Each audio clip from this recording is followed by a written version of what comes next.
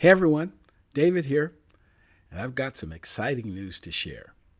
I've decided to write a book, and I've entitled it Psychosocial Hazards Are Real.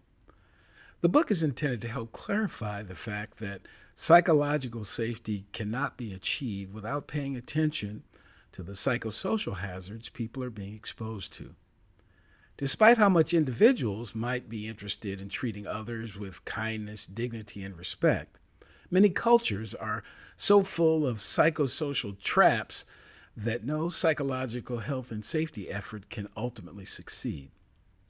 But to address psychosocial hazards, you first have to know what they are, and you have to have some idea what to do to address them. Though the book won't be 100% complete until the spring of 2025, I'd like to share a unique opportunity to reserve a copy during the book presale campaign. The campaign will run from September 16th to October 18th, 2024. This will be an opportunity to get one of the first copies of the book, tickets to the book launch event, and other opportunities to learn more about psychosocial hazards. For more information, you can go to my personal LinkedIn or Facebook page, or the LinkedIn, Facebook, or webpage for ID2 Solutions. Don't miss out on this unique opportunity. Now, back to this episode of the podcast. Though there's been progress, there are still obstacles for women in the workplace when it comes to the focus on their health and safety in general and on their personal protective clothing and equipment specifically.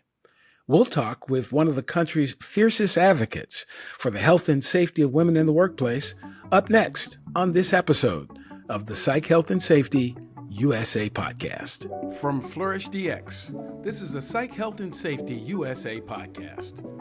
As workplace mental health has become a global priority, there's a greater focus on addressing psychosocial hazards. Each week, we look at psychological safety from an occupational health and safety perspective. Let's talk psychological health and safety.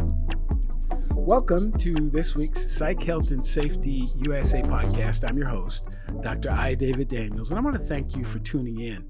Each week, we seek to increase awareness of the importance of psychological health and safety by learning from the lived experiences, research, and the expertise of our guests, as well as advocating strategies to reduce harm and minimize vulnerability to psychosocial hazards in the American workplace. So there are some interesting trends when comparing workplace injuries to workforce representation. Those who identify as male make up 53% of the workforce, but they account for a significantly higher portion of fatal injuries. Again, approximately 92% each year. However, the gap narrows when we talk about non-fatal injuries and illnesses involving days away from work. Between 2021 and 22, those identifying as female experienced 46% of those DAFW cases. This indicates that while men are more likely to suffer fatal injuries, women are more likely to experience non-fatal injuries that require time off. But in the case of psychological injuries, the mental health issues, there are distinct patterns that are different between men and women. Women are more likely to experience common mental health problems like anxiety and depression. Women are more likely to be diagnosed with anxiety disorders and experience PTSD than men. On the other hand, men are more likely to die by suicide, with 3 times as many men as women dying by suicide. Men are also report lower levels of life satisfaction and less likely to access psychological therapies compared to women. So an argument could be made that when an organization has an equitable approach to health and safety, both women and men benefit. So my guest today is here to actually, she's a returning guest. Some of you may recognize her from episode 8 about 3 years ago.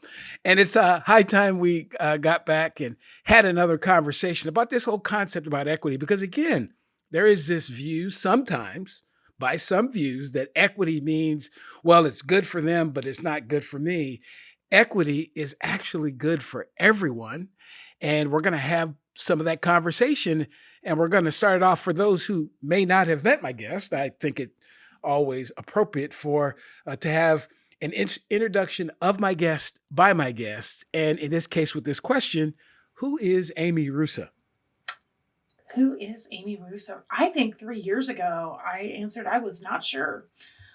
Still not at 41, but it's getting better. I am the founder of the Safety Rack, which works to close the PPE equity gap for women across all industries. I am a safety professional. I absolutely love that. I am a dog mom and a wife at the end of the day. I'm just Amy. How about that as an answer? I'm just me and I'm loving life right now. Right. Yeah, we're gonna talk about some of those aspects. If there's a bark or a dog runs past, we'll know why. So Yeah. and that's okay. Disclaimer, we have a beagle in this house. That's okay. That's absolutely okay. I don't do pets, but I have fun watching people interact with their pets. Yes. So again, a question you've answered that I've asked you before, and I'll ask you again to see maybe your thoughts have changed a bit. But what does psychological health and safety mean to you? It means giving me, I think I'm probably going to answer the same way, having a safe place to work that I feel valued at, both physically and psychologically, that my voice is going to be heard and not ridiculed, and I will respect and do the same for my colleagues. Mm-hmm. I simplified it a bit. It is a pretty simple concept. Yeah. It's not near as difficult, not near as complicated. It doesn't have all these. It doesn't cost near as much as people think it does. I think people think it's more complicated than it is. When I talk about it a lot, people just think it's the most complex thing, and it's the most simplest thing at the end of the day. Where it gets complicated, I think, is where people have this idea that it's a safe space where they can't be offended or they can't hear the information because, they don't want to. No, we respect one another to have the conversation at the end of the day. Right. Yeah. And again, to that point, and this is why I have focused a lot on psychosocial hazards and not so much so on psychological safety, because there is no psychosocial hazard-free environment. It doesn't exist. It doesn't. Every environment has a psychosocial hazard for somebody. It does. And the more we recognize that, so that means you and I could go into the very same space, have the very same conversation, and feel slightly different about it. And that doesn't mean that there is something wrong with either one of us. It just doesn't. It just means that we see the world slightly differently. And then the question is, this is when it becomes important for the environment. So how comfortable do you want me to be? You invited me. So you could have invited 10 people exactly like you that see the world exactly the way you do, that do things exactly the way you do them. You could have invited your twins and triplets, and then y'all do it. The thing is that you invited me, or you didn't stop me from showing up.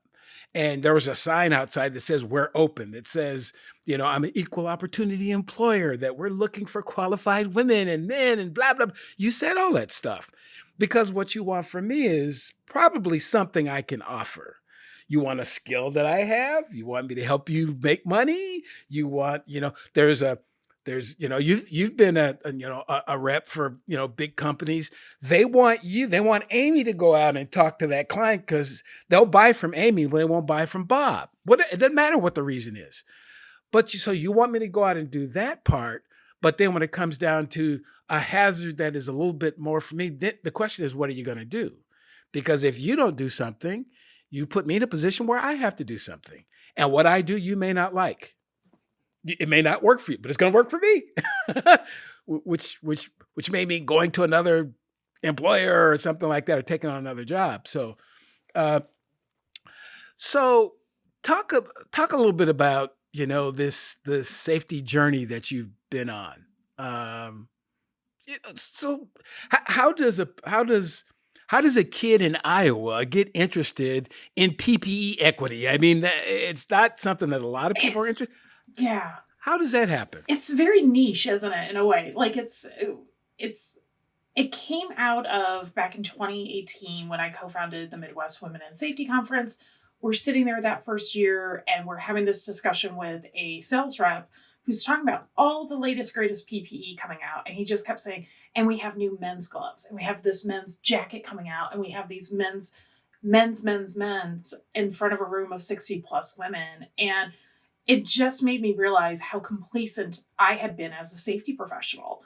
All these years of always being told, well, it's just not there. There's not a demand. Unisex sizing is fine. All the while wearing it and it's not fitting me. It's causing injuries every once in a while when I get caught on something with my safety vest. And it hit me right then and there that, this is actually a pretty big problem. And what are we actually doing to fix it? And so, and you know this because we were talking during that time, I just started going down the rabbit hole. I knew where to find some of these brands and I just kept researching, kept digging. Honestly, Google's the easiest thing to use if you know how to use it. And I was just putting it out on my platform. But fast forward 3 years ago, having a conversation with my husband, he's like, you're getting these products in, you're kind of testing them. What are you doing to actually show it? And so between him and a few other friends, the safety rack was born. And the original concept to that was, I'll just get on social media. I'm going to be this cheesy influencer that people are going to find ridiculous. I'm going to try the product on. I'm going to talk about it. And then I'm going to talk about the brands. And if they make it past all that, they're on the safety rack. And I think 6 months in, my inbox just on LinkedIn, or not LinkedIn, Instagram, was just filled with women private messaging me. Here's my problem with work pants. Here's my problem with work boots. My employer says there's nothing out there. And they're just sharing their stories. And I suddenly realized this is getting a lot bigger than I imagined, but we need to do more. And I think it was around that time you and I were talking because I'm trying to form what this is going to look like. What am I going to do? Is this going to be for-profit? Is this going to be nonprofit? And I finally settled one day that need to be nonprofit. We need to be able to fund serious education research into this. One, the research part to actually know where these gaps lie, the physical and the psychosocial hazards of it. And then the educational gap to the employer and to the distributor. Because throughout the journey, I was having conversations with the employers. And it was really interesting because I think there was a misconception that my employer doesn't care. And what I was finding as I was talking to these employers is they didn't understand the gap because they were buying into the same myths I was buying into in 2018. And honestly, I had one guy say, how was I supposed to know she would need an FR bra? I don't wear an FR bra. Exactly. Right? Exactly. Yeah. And Exactly. so that's where we're at today. Last year, we launched the big survey. We did a My Body, My PPE campaign. 505 women globally took this and participated in it. It was very much a grassroots campaign. But we published the surveys this week on a brand new website. Everything's now a nonprofit. And we're going to start working towards really having this conversation on a larger global scale. Right. I absolutely love this discussion. So there's a couple of ways to look at issues in our society as a whole. There is those people just suck and they hate me and, they're never going to get any better and blah, blah, blah, blah, blah. And then there's the other way to look at it to go, well, you know what? It's not that they suck.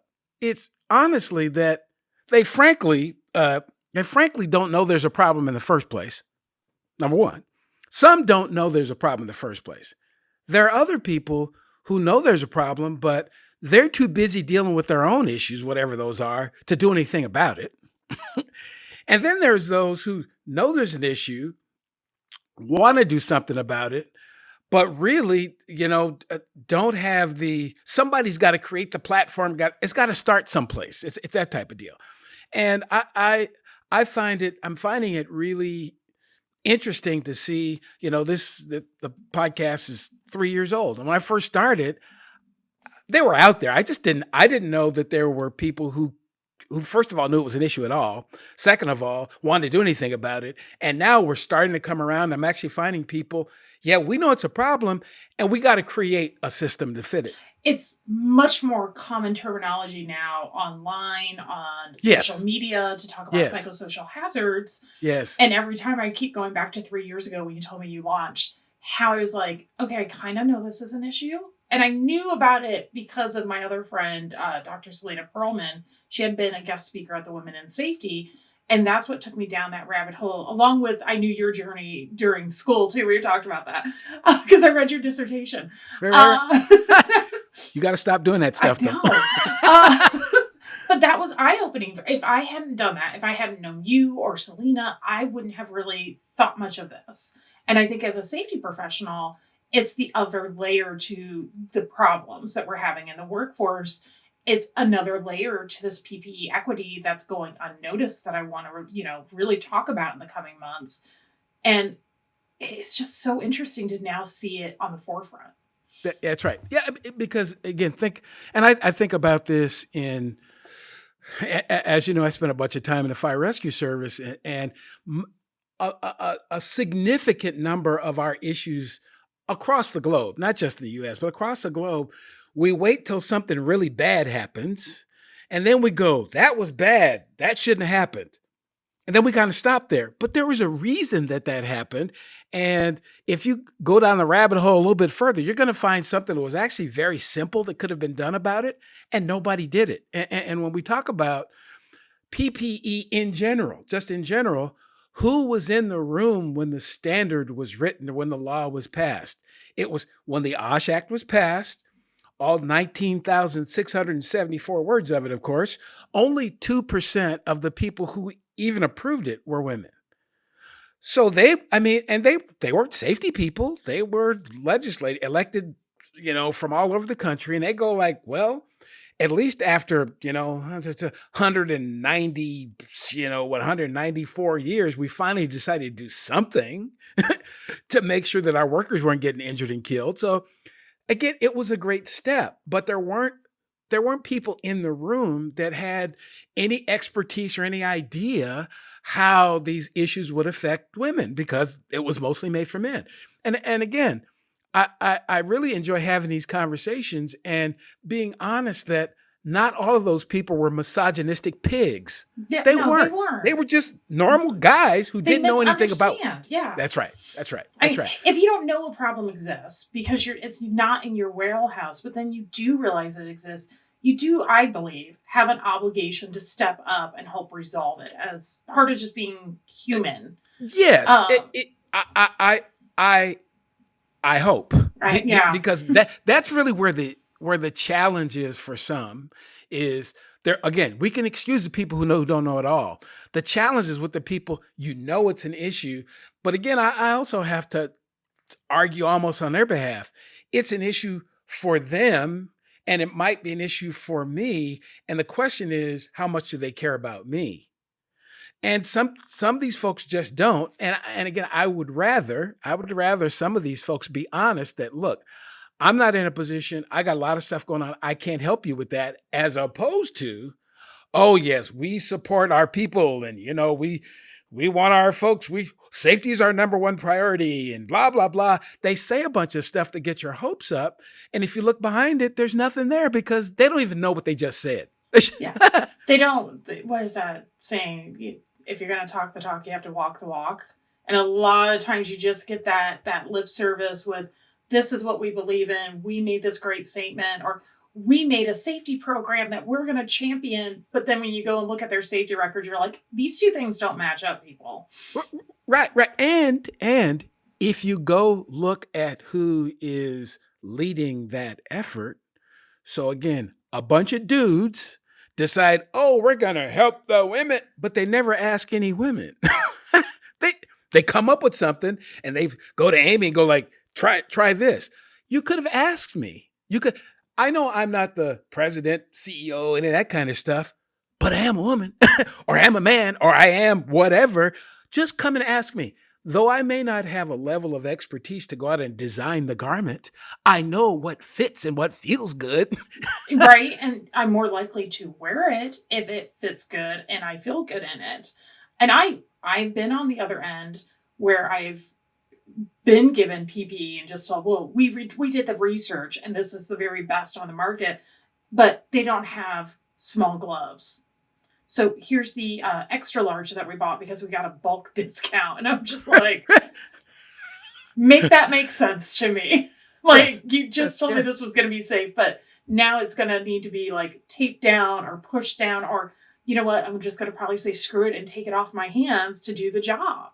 Right. That's right. That's right. That's right. Yeah. Again, another, conversation I've been having.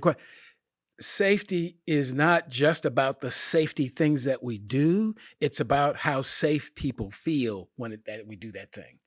And if you don't achieve the second one, the first one doesn't matter. It doesn't matter. You can go again. People are spending lots of money. They're getting these big contracts and they're going out and putting things out for bid and they're doing all this stuff.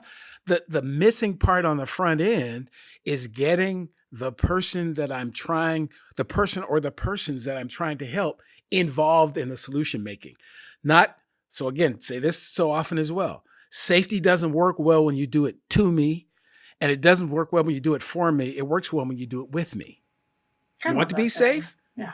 You got to do it with me. You're not that smart and you will never be that smart. I don't care how many degrees you have.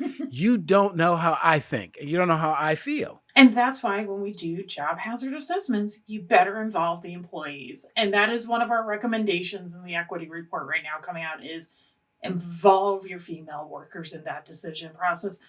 Heck, involve your men in it too, because you're going to probably find out they have equity gaps with PPE at the same time. They do. That's been an interesting part of the conversation too. So I've been going to conferences. I've been talking about this for the last 3 years, and I will have an enormous amount of men be like, "But it doesn't fit me either." Right. Yep. That is something I said in the monologue. Equity in safety in general is good for everybody. That's the idea. It's giving people, and again, I was in a meeting recently trying to explain to people the difference between equality and equity. Equality is let's give everybody the same thing. The problem is that same thing doesn't fit me. It doesn't. I'm not saying it's bad. I appreciate your effort, but that going out and getting the same thing because you got a bulk discount is equality, but it is not equitable at all. And it creates a different outcome. You bought that same medium glove, you gave it to everybody. You say, well, we treat everybody the same. But I'm not the same. My hands are a different size. My feet are a different size. You're not treating me differently by giving me something that properly fits. Absolutely. Yes. Absolutely. And I think that's one of those issues that we got to find ways to get over because we've been fed the equality thing for so long. It's got to be equality. No, it doesn't have to be equal. It has to be equitable because equity says it meets the need. It's a similar need. Now, so again, neither one of us wants our hand to get cut off. So that's equal. But how we go about doing that is going to be different because our hand sizes are different. That's all. So the goal might be equal, but it's just the path that we get there might be a little different. And frankly, that's okay. That's okay. We're all going to end up in the same place. We're all going to be able to go home, talk to our families, all that kind of stuff. So you've mentioned it a couple of times, but let's go there. Let's talk about this equity report. Tell me more about. So you said, and again, as I understand it, this was a part of a campaign that started in 2023. And, but tell us more about the equity report. Yeah. So in 2023, myself, Emily Sobey, hopefully I'm pronouncing her name right, from Juno Jones and Deila Ray, who's one of our PPE experts at the Safety Rack, we were on a webinar with a group of women in trades, and we were, doing the same presentation and hearing the exact same stuff, which is we didn't know these products exist. Our employer doesn't know it. How do we go about resolving this? And we get off the call and I'm just frustrated. I'm like, I have been doing this for 2 years. We're not moving the needle at all. What do we do? And so in a chat that we had over the course of a few days, we came up with the idea of let's just do something on social media. Nobody's stopping us. We'll just put together a hashtag. We'll let women tell their stories, share those stories to create more awareness, talk about the brands that are out there, but let's also capture some data. And this was a perfect opportunity because we were building out what the nonprofit was going to look like. And so to me, I was like, we'll launch the nonprofit with the results. We did the week-long campaign. It was, I think, a fabulous for our first year. We're definitely going to do it again down the road. And I'm going to be working with other organizations to do industry-specific focused surveys. But 505 women took it. And it was amazing data. When we asked them, do you have access to female-specific PPE in the workplace? 70% said no. And that is a lot out of the 505 women. When we asked if they've had any experiences challenging or experiences finding PPE, 94% said yes. Yes. And that was a lot. When we asked, and I'm scrolling while I'm looking at this too, just to make sure I'm getting to the right one. When we asked if it ever hindered their ability to perform their job safely, 66% said yes. When we asked if they had ever been injured, ever experienced an injury, we actually had 20% say yes. And why that may seem small, a physical injury resulting from wearing ill-fitting PPE, 20%, that is a large number. That was 104 women saying, I have been injured on the job. When we asked about near misses, though, versus injuries, it went up substantially to 37%, saying that they have experienced a near miss. And I can believe that from my own personal experience. So the data is out there. It's been really good. One of the things we did try to capture was a little bit of that psychosocial, but this got more of the physical data this year. But I do think it does speak to the psychosocial hazards these women are facing in the trades. Right. Do you need more psych health and safety in your life? Then head over to the FlourishDX Academy for several free on-demand e-learning courses. If you're an internal professional, follow FlourishDX on Eventbrite to register for any of our free fortnightly interactive webinars. Our flagship professional practice program is also exclusively available for internal professionals. The 12-week course blends theory, applied practice, and interaction with other professionals through live lectures and a monthly community of practice session. Find out more about all these learning opportunities or inquire about a bespoke in-house training at the FlourishDX Academy. www.45003.org. Now back to this episode. Yeah, So again, this is another area where sometimes folks make this more complicated than it is. There is no situation. I can't think of one yet. I probably need to do research because there are so many people that won't, if you just say the obvious and they go, well, where's the data on that?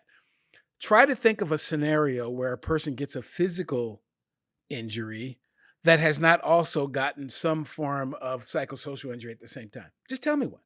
I just can't, because that's how it registers for us. It registers, our amygdala fires up and it tells the rest of our body this is bad. And then we get the physical, we get the burn, we get the fall, we get the whatever. A person, and the analogy I use is someone's working at height and the scream that you hear when they're falling is the psychosocial hazard before the physical, before they kind of meet the ground. Our body is telling us that something is wrong. But if we go back to what's going on in our daily lives, in our businesses, in our jobs, what have you, we're recognizing the psychosocial hazard. We're recognizing something doesn't feel right. And then we tell ourselves, or other people tell us, turn that off. Since I don't see anything yet, turn that off. Don't worry about it. And that's the issue. We could solve it at that level. When that worker says, look, this thing doesn't fit, they're often told, oh, it'll be okay. We'll fix it later. Maybe you don't need that at all. You see what I mean? That's all we have. That's all we have. They don't make anything for you, for your size. Yes. We can't find it. Yes. And so now that person has to, every time they put that glove or that shoe or that vest on, they can't be as settled. It just feels uncomfortable. It feels unsafe. And sometimes it feels so much that I can't do this. I can't, you see what I mean? So it's getting people to recognize, don't wait till their entire arm gets ripped off because the vest that didn't fit. Why do we have to wait for that? Well, yeah, why are Why? we waiting until we create what is it, average workers' comp cost is 40 grand or something like that? Why are we waiting to spend 40 grand when we could have spent $10 on the right pair of gloves? That's exactly right. Like, Or in some cases, it would have been free because we have the size. I worked at I won't call their name, but I worked at an employer that had all the PP locked up. And if a worker needed a new pair or something like that, they had to go and kind of ask the boss, and then the boss would interrogate them about, well, what happened to the last pair? We had workers with holes in their shoes and had to take their shoe with the hole in it so they get a new pair of shoes. Really? right? Like, why are we waiting until let's go back to this. On the hierarchy of needs, the PPE is the last thing we want to address, and it's the highest risk because it is between the hazard and the employee. So why are we waiting until the equipment is completely disintegrated to replace it? And again, not giving people. I know there are a lot of. It's become really common that folks have these PPE vending machines. Some person just go up. I need a pair. Here's my size, and I can just kind of pick it on my own. It's for me. It's to help me. So why is it you've got all these obstacles? It's like you make it so complicated for me to get it that after a while, I won't do it just because it's complicated. I know people are watching and they're going to ask a bunch of questions, but again, the energy that gets put in at that level is ridiculous. And it makes it so difficult for people to get what they need that no surprise that down the road something really bad happens. No surprise that, if you were to look at, the reports that have come out of the fire rescue service for women in the fire rescue service across the globe have shorter careers, period. Get injured more often. Why? Because it's a really high hazard occupation with really low attention to the differences in the human beings that you're exposing to that hazard. That's all.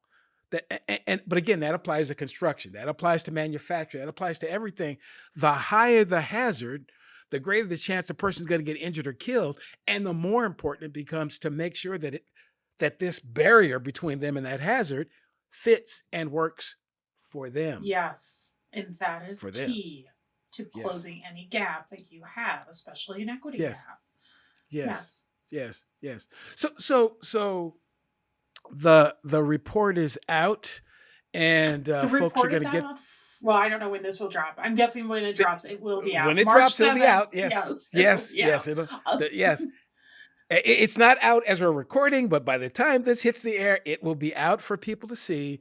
So, what is it that you want folks to glean and to draw from the report? What do you want folks to do with it? I would love for people just to read through it and reflect on where this might apply in their work situation. And the report really focused on probably more construction, but if you work in healthcare, if you work in fire rescue, if you work in the military, there is likely a PPE equity gap wherever you work. Do you have it? And what are the proactive steps that you can take to advocate to shut that gap so that everybody feels valued at the end of the day? Everybody feels like they're on equal footing. If you are in the construction industry, go observe your workforce and observe the women that are wearing the air-filling PPE. They don't feel confident in it. They don't feel like they're taken seriously in it. And that creates a long-term effect when they go home and they're like, once again, I just don't feel like my boss sees me for me and the work I do. And the guys are giving me crap that I look like I wore my dad's clothes today to the job site. This is a simple thing to close. And I know there are a lot of myths surrounding it. Like it's going to cost more, which it's not. That cost myth is a lot less now than it used to be. You can't find it. Awesome. The Safety Racks website that's launching this week will have an entire directory you can filter and find stuff. So there's no excuses in this. It's a matter of, are you willing to protect the workers around you and yourself at the end of the day? right. both That's physically and psychosocial. exactly because again, so you mentioned it. It's these are things that people don't think about. Is you went out and you recruited this woman who's really good at whatever. Pick it. Um, I have a daughter who's a welder, and she decided to become a welder because she said, "I want to make man money. I want to make the kind of money men make." So, so you go out and you invest time in training someone to be a welder, a carpenter, or whatever. They just happen to be female, and you say on the one hand that you really want to keep. They do great work for you. They show up on time and all that type of stuff with your mouth. But then what you tell them with your actions is that, yeah, but we don't want to make sure that we add to our list of vendors someone who will make a glove that will fit her. So it's people don't people we judge each other. So we judge ourselves based on our intent. I judge others based on what they do. And it's your actions. You're saying all the right things, but your actions suggest that you don't see me the same as everybody else here. You don't see me, And I've had folks, and I've heard this often. Oh, I don't see color. Well, then you don't see me because I'm a person of color. So, I and don't mean again, to laugh because I'm thinking like back when I was a teenager, I said that before, and then I reflected on it in my early 20s, and I'm like, that is the stupidest thing I could tell somebody of color. but Because but yeah, but but again, it's another sign of how we're evolving. I think a lot of people say it, they do say it because they believe that it's the thing to say at the time. But we, folks are starting to recognize that maybe not so much. I mean, we let's stop saying what we don't see. We see something. I may not understand it. And frankly, I consider myself to be as big an ally for women as there are out there. But I'm I would not a agree with woman. you on that. I'm not. There's some stuff. I have been in the same house with the woman for 37 years, the same. And there's some stuff I will never understand because it's just not my experience. It's hers. And so I think it's probably even more important that instead of saying, well, I think this, if it's for her, what does she think? Not what Yeah, I ask think. us. And then Just listen to understand and not listen to respond when you are engaging with us and you're trying to understand this gap. And I think that's one of the other barriers to this conversation is you do get a lot of employers and you're like, well, we want equal PPV. Oh, well, you want us to treat you like the guys in the workplace. No, I want you to treat me like me, the individual that I am, and protect me the way I need to be protected.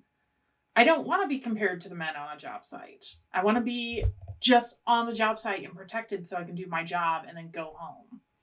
yes, yes, yes. So there in January of 23, um, there was a well, there was a policy that came out of OSHA that talked about making sure that PPE fit for everyone, all the type of thing. I don't know how that's going to stand in our current climate. I'm trying to say that as artfully as I can because I just really don't know. I don't know how folks are going to see it, but that was a kind of a step in a good direction. But we just need more of that in terms of people's actions. And I'll say this reason why I brought that up. And the reality is, why do I need the federal government to tell me when the worker who's right in front of me is telling me that the thing doesn't fit? Why do I need the federal government to tell me? Well, Why do I need the state to tell me? if you think about it, so the general industry standard and the marine time standard had put in that language in their PPE standards that it needed to fit the worker. It had been in there for decades. So then we move on to let's put it in the construction standard because we have a concern that, this is creating a gap, and especially for women in the industry. But when you think about it, that language was in two other standards, not much changed.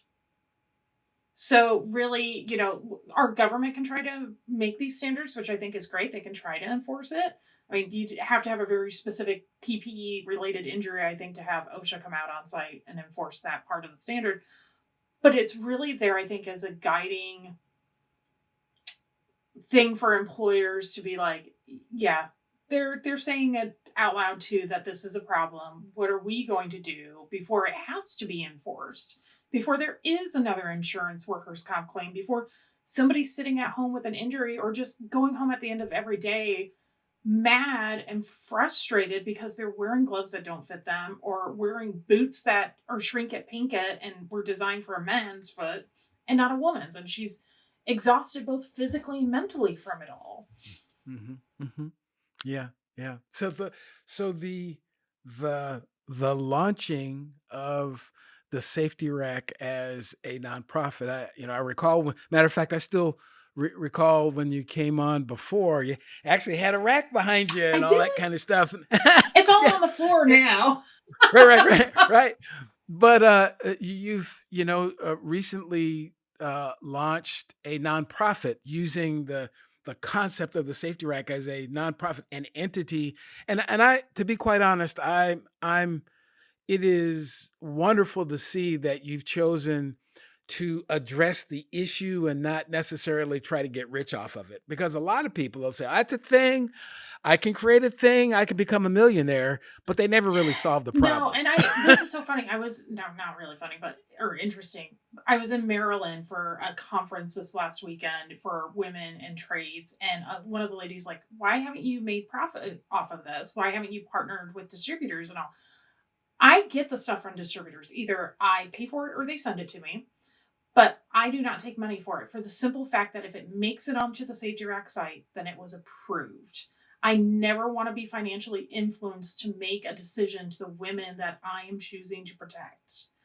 That whole concept bothered me. It was something that I went back and forth with. My husband and I talked with, and he was one of the biggest supporters of just being like, just make it a nonprofit. And, down the road, you can address whether you can pay yourself one day. And I'm like, I like that better.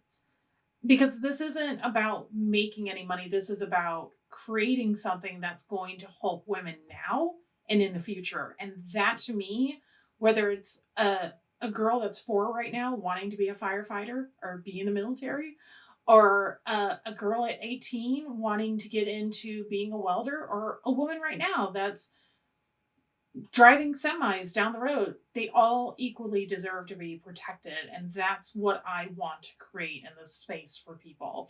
The physical protection and the psychological safety of it as well. And I think this is the start. It's been evolving for the last 3 years. And now we're just going to kick it into high gear. And I'm excited for it. Nervous, but excited. Right. Yeah, there are a lot of challenges that we have as a species. And they can't all be solved by somebody simply firing up a new business and charging people a bunch of money to do it. Because here's the other issue: is a lot of safety related issues are directly connected to people's lack of the financial resources to go out and buy that thing, or to be able to. So I've got a small business. I can't go out and start yet another business to create PPE. I can't, or even if I have a line, if I don't really know, I want to start a women's line, but I don't even know how to get it started.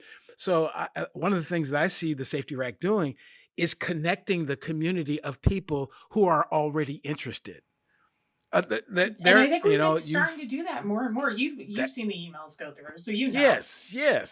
So there again, this is stitching together a community who was out there, and they're just kind of all over the place. They're all doing their individual thing, but this is an opportunity to kind of bring it together and to have and as we talked about as well, there's some changes in terms of what the government wants to put on their websites and all that kind of thing.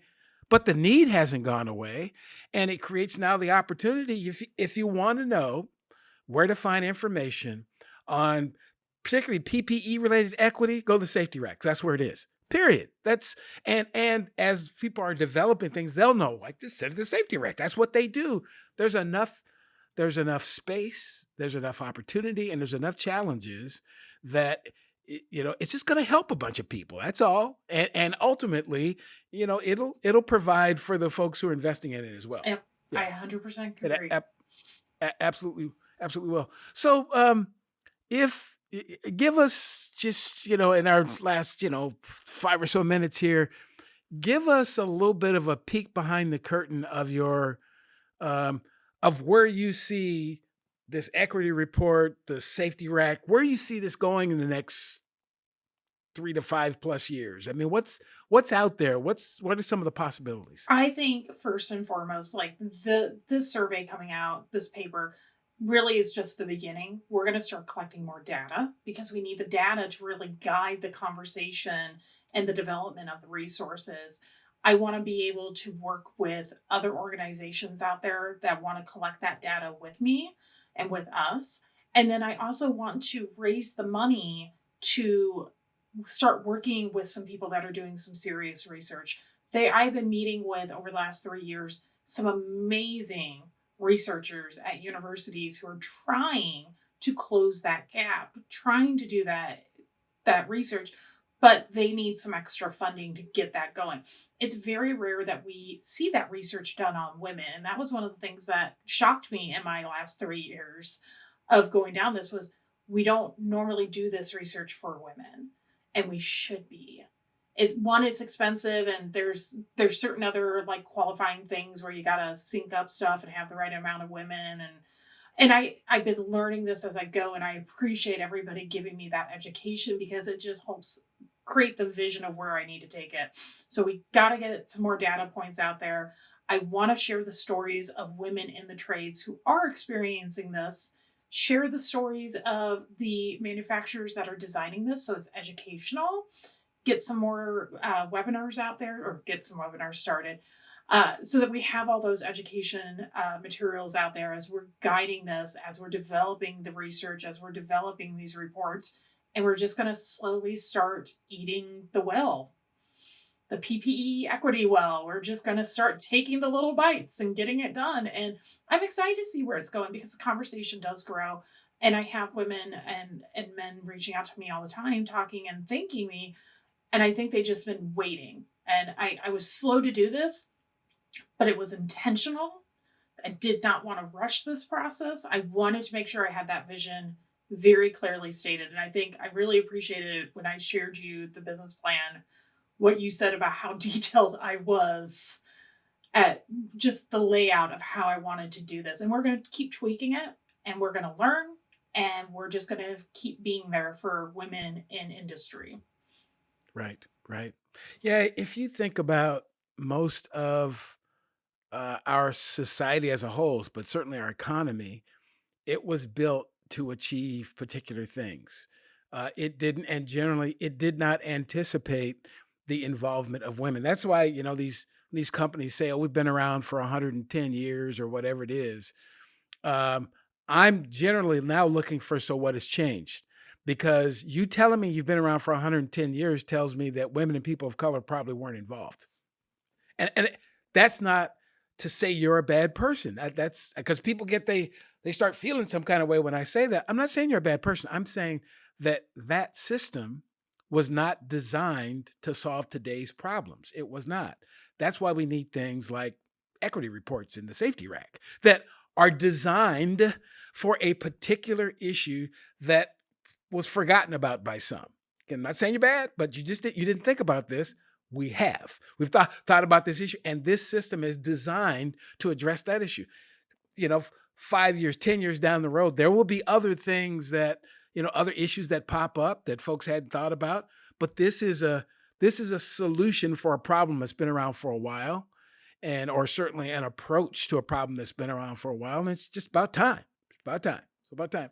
So if folks want to learn more about the safety rack, particularly, and once they get to the rack, they get all kinds of information. What's the best way to find out more information and to contact you and that type of thing? Go to the safetyrack.org. We're also on Instagram. We are on LinkedIn. I need to probably get a Facebook going, but we'll wait on that. But those are how you can connect with us, and we'll keep going from there. You can reach out to me. Right. Absolutely. Absolutely. Well, Amy, thank you so much again as a returning guest and as a safety colleague and as a friend. It's great to be able to spend some time chatting with you about about something that is going to make a difference, because it already has. Oh, thank You know, you. it's already made a difference. It's going to make a bigger difference over the course of time as people, again, as you help identify that there's an issue and provide some solutions to the issue as well. It's not just, this is a problem, this is a problem. Yeah, we've got some ideas how to fix it. We may not be able to fix all of them, but, you know, and again, also creating this community of people who do have an interest in seeing safety and equity as kind of the same thing. What a concept. Yes, what a concept. What And a thanks for concept. having me on, and thanks for actually being part of the Safety Rack as a board director. I appreciate it. Absolutely. You have been very valuable. It's my pleasure. I'm always off for doing stuff that should have been done a long time ago. Yep. So. Absolutely. So if you're watching or listening to this podcast for the first time, welcome. I hope something you've heard will bring you back to a future episode. Previous episodes of this podcast can be found at psychhealthandsafetyusa.com. You can watch, like, subscribe, and share the podcast on the Flourish DX YouTube page. And please do join the Psych Health and Safety USA movement by connecting and becoming a subscriber on LinkedIn. So until next time, stay tuned. Look out for the next episode of the Psych Health and Safety USA podcast.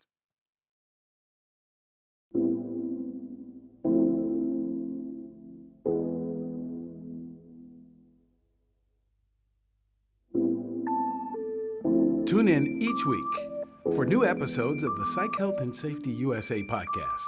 If you have a story or know of one that needs to be told, reach out to us on LinkedIn or send an email to david@id2-solutions.com or go to the Flourish DX website at flourishdx.com.